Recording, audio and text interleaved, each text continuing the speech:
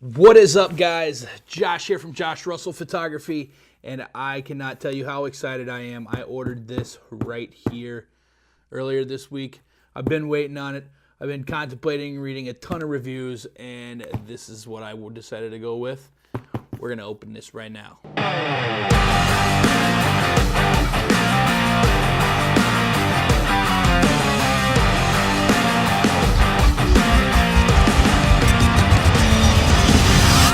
So check it out. This is the thing that's going to make a major difference in my videography. I have been doing most of my videography with the DJI Osmo, and then working handheld shots with my Nikon or my Sony that I'm using right now. This is going to change everything. I'm saying goodbye to the Osmo.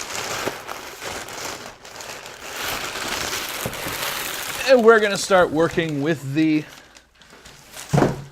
Moza Air 3-axis gimbal for DSLR. Also got the remote control. We are going to work with the Moza Air from now on. We're going to unbox this, check it out. I have not unboxed it. I have not ever used one. So it's going to be a learning experience. Basically, it says supported cameras, Canons, Nikons, D800, Sony A6300, all of that goodness. Moza Air by Gudson, however you say it. We're going to check this out. Let's unbox it right now.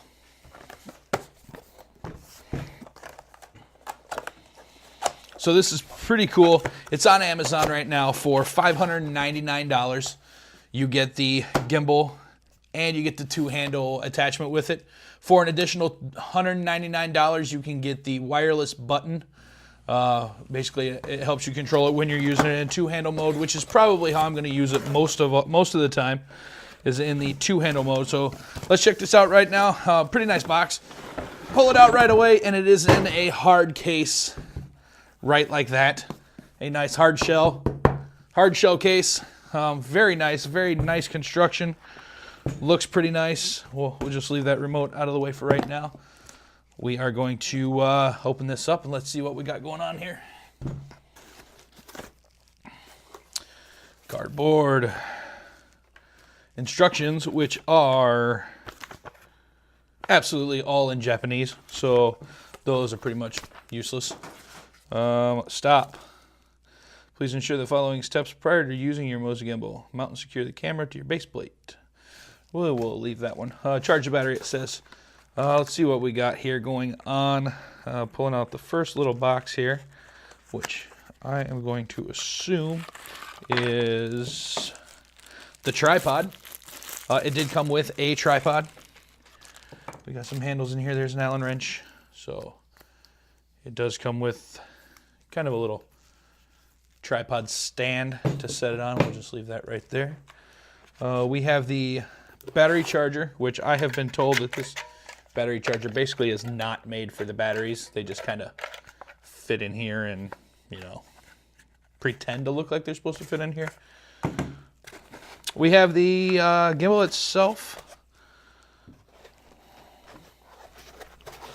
which seems to be scratched up. So Amazon did wonders by sending this like this. What is this? Gloves? Cleaning kit. Gloves, a brush, and a cloth. That's kind of cool. Well, let's pull this gimbal out here now. Like I said, oh, maybe it's just some wear. But here's the actual main brunt of the gimbal here. It is massive. It is way bigger than I thought it was going to be. But it's still very light. We have the handle, which the handle holds the batteries in it, and then goes right on the tripod.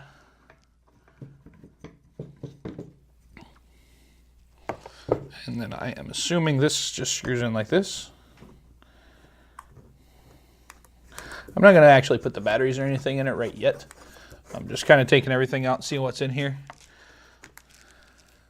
So there we have the actual gimbal on the stand, which is very nice because having the tripod allows it to actually, you know, be able to balance without worrying about it, basically. You don't have to try to lean it on something or anything like that. Got a tripod mount here with a quick plate.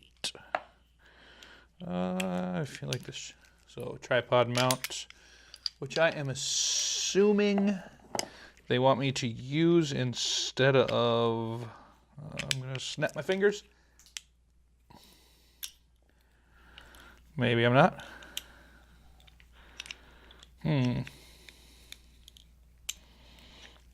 For the fear of looking like an idiot on the internet, I cannot get the tripod to snap closed.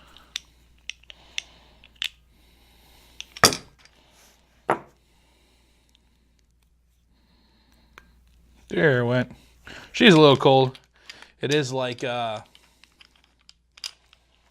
15 degrees outside in Wisconsin right now, so that totally makes sense why it didn't want to snap closed.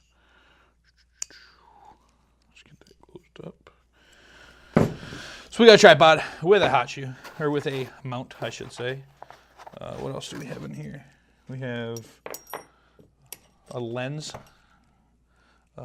brace.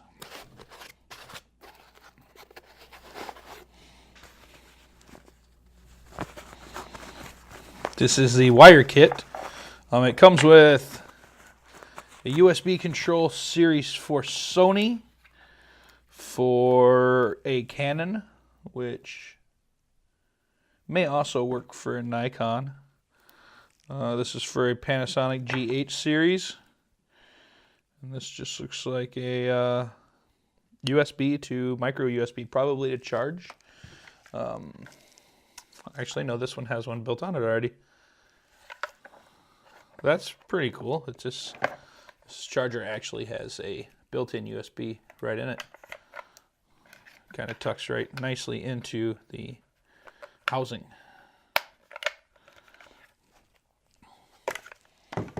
We do have, so we have a couple cords there. We have the batteries, which look like little versions of vape batteries, basically. And then last but not least, we have the attachment to make it a two-handled setup. So we have the, basically it would attach like that, and a handle will go on each end. So that's what we got going on right now. Basically what I'm gonna do, oh, actually, I could open the wireless the remote as well and show you that. I will be showing some close-ups of this stuff. But, so this is the wireless remote as well.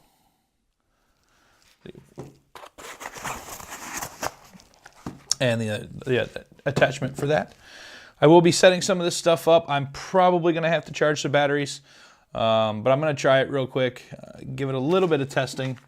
And then I will come back and let you guys know what I think about it after the first few attempts and how hard it is to get set up, everything like that. I know that it is a 3-point system, so essentially you just have to make sure you get each one weighted at the right time, and it should weight up pretty quick.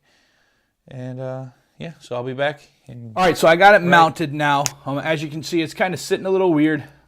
I did get it mounted and balanced. It took a little while, mainly because it was the first time I ever did it, to figure out how to mount and balance it. But now that I got it mounted and balanced, it is just working absolutely amazing. Power's off right now. So I'm going to go ahead and turn the power on.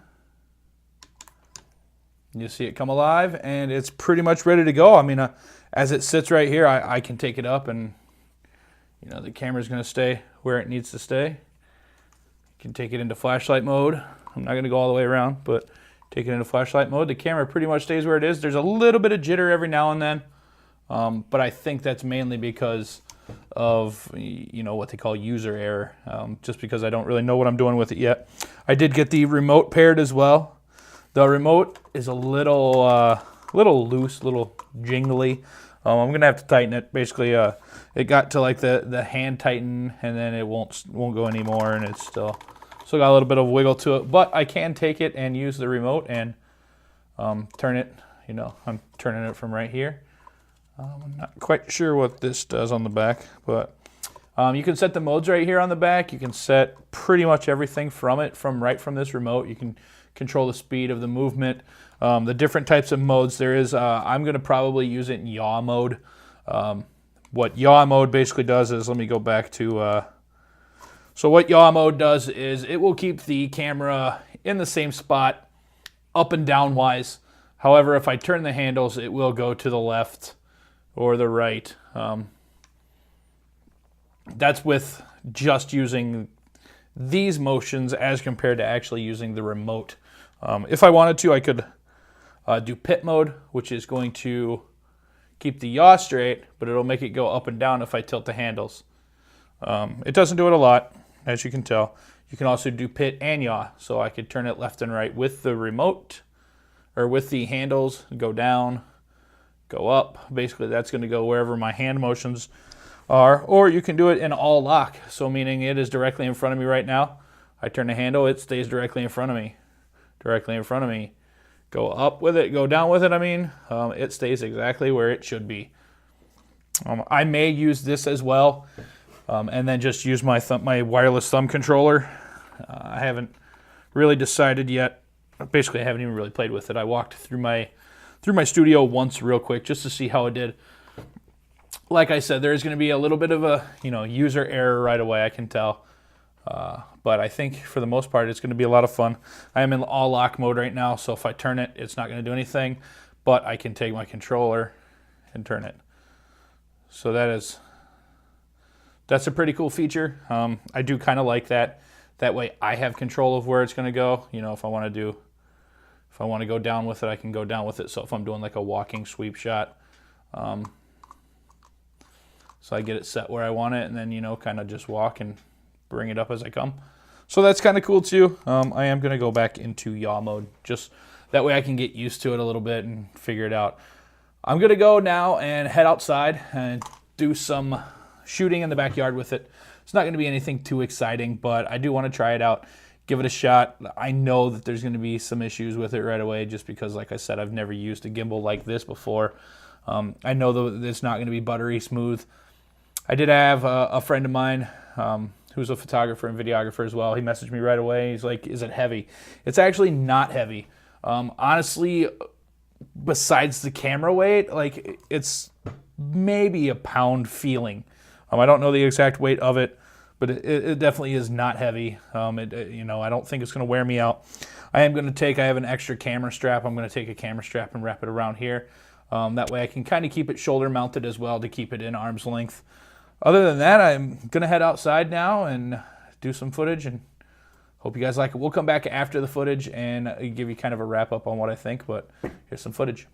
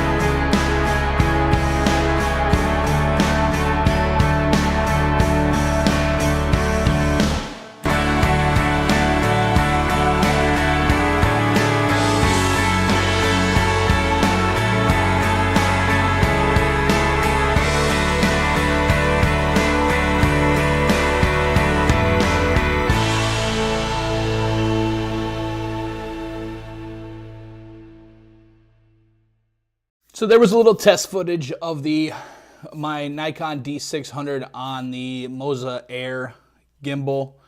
I know I did go back and watch a little bit of the footage. I noticed a little bit of problems, but once again, I think I think mainly it was user error. I did notice that the handles, that I have read reviews and the handles are supposedly, they get loose, and they did. One of them did get a little loose on me as I was shooting. So I just kind of retched on it a little bit more and got it back on there. It didn't fall off. It just, you know, kind of slipped forward a little bit. Overall, it felt pretty comfortable, pretty sturdy. I did shoot with it in normal.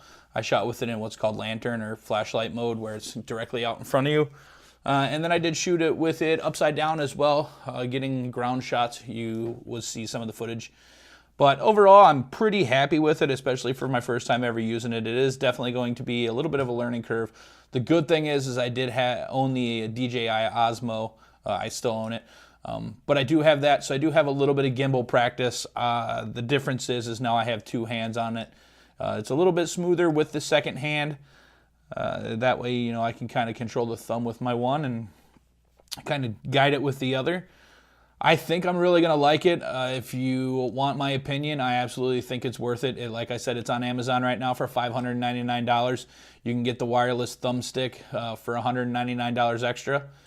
I really think it's a good buy. I think it's a good purchase. I will put an update up in a couple weeks letting you guys know how I feel about it more. I'm going to take it with me to Chicago this weekend. Honestly, I don't know if I'm going to get to use it that much. We're going mainly for a photography trip. But I am going to try to do some videography while I'm there too, some cinematography. So I will get back to you in a couple weeks. Make sure you guys subscribe. Once again, that's the Moza Air with the thumbstick attachment. I use it for my DSLR, and I'm going to use it for my mirrorless camera as well. Hope you guys liked it. Make sure you subscribe. Check out the other videos, and I'll see you again.